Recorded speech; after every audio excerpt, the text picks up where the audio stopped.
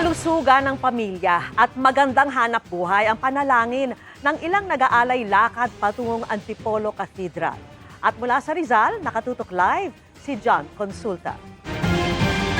John!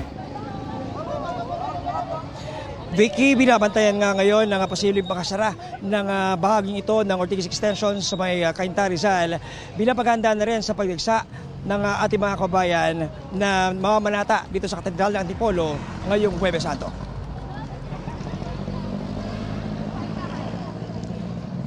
Galing pa ng Cavite ang deboto na si Christian Obiero nang matiyempohan naming habang naglalakad paakyat ang Antipolo mula Ortigas, Pasig.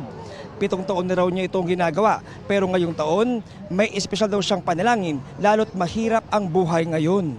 Inabutan naman namin ang grupong ito ng mga PWD kasama ang 29 na taong gulang na si Rico Apilado na namimigay ng tubig at candy sa mga batang umaakyat at kapwa nila namamanata ngayong mahal na araw.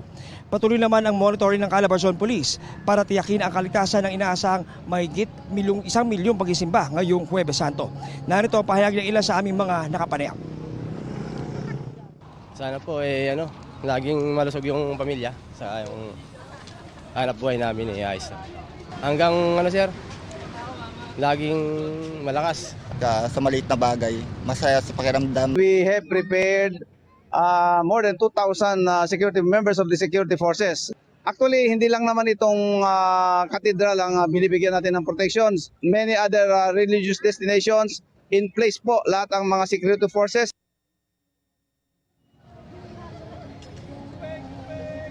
Vicky, sakali matuloy nga ang road closures ayon sa Rizal PPO ay magbubukas daw ito bukas alas 5 ng madaling araw ng Biyernes.